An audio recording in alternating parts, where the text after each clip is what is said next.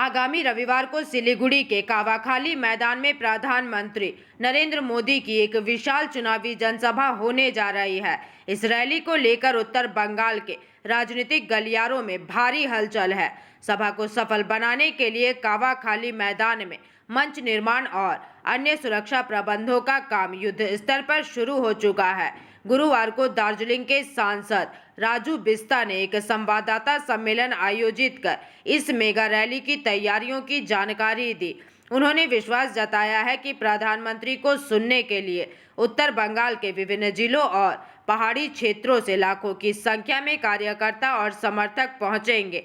प्रधानमंत्री के आगमन को देखते हुए कावाखाली इलाके को सुरक्षा घेरे में ले लिया गया है और पुलिस प्रशासन के साथ साथ एसपीजी की टीमें भी सुरक्षा व्यवस्था का जायजा ले रही है।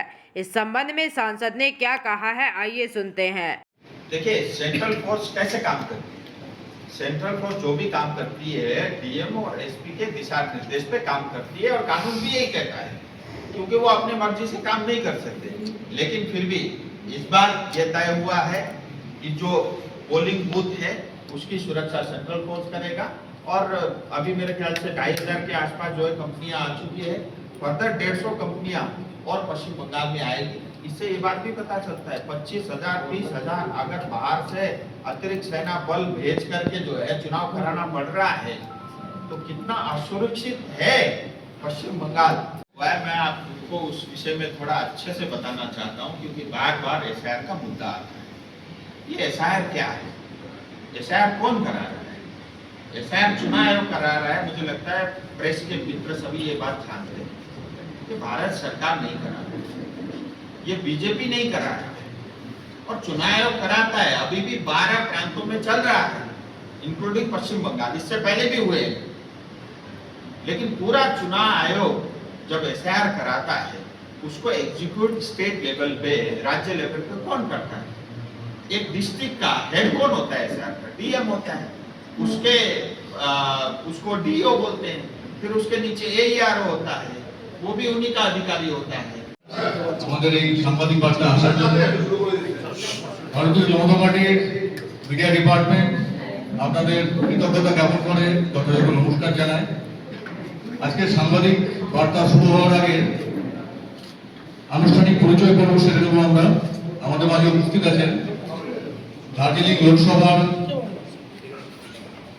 জনপ্রিয় সাংসদ শ্রী রাজু বিস্টা মহাশয়। আমাদের মাঝে উপস্থিত আছেন ডব্লিউবিএলএ মানে ওয়েস্ট বেঙ্গল লেজিসলেটিভ অ্যাসেম্বলির chief whip doctor Shankar Ghosh মহাশয়। আমাদের মাঝে উপস্থিত আছেন শিলিগুড়ি সাংগঠনিক জেলা ভারতীয় জনতা পার্টির চিফ স্পোকসপারসন শ্রী সুরজিৎ পাল মহাশয় বাপিদা। আমি সৌমিত্র সান্যাল मीडिया इंचार्ज হিসেবে আপনাদের সামনে আনুষ্ঠানিক পরিচয় পর্ব রাখলাম। तो उसको तो एक ही रखने का अधिकार है और मान लीजिए कोई यहाँ से पलायन कर गया दूसरी जगह पे, तो वो वहाँ वोट कर रहा है, यहाँ तो नहीं कर सकता, वो तो एक ही जगह वोट कर सकता है। और चौथी कैटेगरी है जो घुसपैठ करके आए हैं, जो रोहिंग्या से, जो जाली टोपी पहनते हैं, हमारे नागरिक है नहीं। भाई हम अपना नौकरी उनको क्यों दे? हमारा अपना पानी जंगल उनको क्यों दे?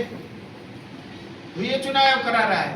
लेकिन ममता दीदी ने इसको डिरेल करने की कोशिश की, देरी हुए। उस चक्कर में कुछ हमारे अपने लोग भी इसके चपेट में आए हैं। मैं फिर कहना चाहता हूँ, आप सब लोग फॉर्म 6 भर के भेज दे, क्योंकि पहला चरण का जो चुनाव है वो तो 6 तारीख को लॉक हो चुका है और दूसरा चरण का जो एसआईआर का लिस्ट है वो आज वोटिंग का लिस्ट है, आज रात को 12 बजे तक फ्रीज हो जाएगा।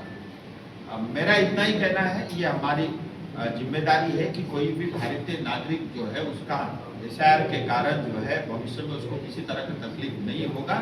लेकिन मेरा ये फिर कहना है, ये जो कुछ भी एसआईआर के कारण जनता को तकलीफ हुआ उसके जिम्मेदार टीएमसी ममता बनर्जी है। क्योंकि कहीं भी गांव में जाकर के हमारे मंडल अध्यक्ष ने एसआईआर का काम नहीं किया या बीजेपी के कार्यकर्ताओं ने काम नहीं किया। वो सारे अधिकारी और कार्यकर्ता जो है कर्मचारी मुख्यमंत्री ममता बनर्जी की थी, उनके थे, और जो कुछ भी इसमें त्रुटि गलती हुई है सारा ममता दीदी के मत्थे है, मैं कहना चाहता हूँ।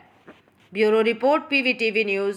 रानीगंज में इतने लग्जरी रूम, वो भी इतने कम प्राइस में। सो मैं बात कर रही हूँ रानीगंज के NSD रोड में लोकेटेड होटल अतिथि इन के बारे में। यहाँ पे आपको फैमिली, फ्रेंड्स और कॉर्पोरेट के लिए रूम्स मिल जाएंगे, वो भी सिर्फ 1500 स्टार्टिंग प्राइस में। यहाँ पे आपको super deluxe room, Dulux room, regular room के साथ साथ प्योर वेज रेस्टोरेंट, जहाँ से आप अपने रूम तक टेस्टी फूड ऑर्डर्स कर सकते हैं। ये होटल हाइजीनिक और क्लीन होने के साथ साथ 27 हेल्पिंग फैसिलिटी भी देती है। High speed wifi, TV with fully AC interior, 24/7 room service, good ambience, clean cupboards, separate geyser facilities, clean washrooms, smoking area. अगर आपका भी प्लान है रानीगंज में स्टे करने के लिए, तो आपके लिए ये एक अच्छा ऑप्शन हो सकता है। आप यहाँ पर रूम ऑनलाइन प्लेटफॉर्म मेक माई ट्रिप से भी बुक कर सकते हैं। अगर आप मेरी वीडियो दिखाते हैं तो आपको मिलेगा एक्स्ट्रा 20% ऑफ। अतिथि इन होटल आपको रानीगंज स्टेशन से 5 मिनट वॉकिंग डिस्टेंस पे मिल जाएगा। और इन्फॉर्मेशन के लिए आप इन्हें कॉल भी कर सकते हैं। Thank you for watching.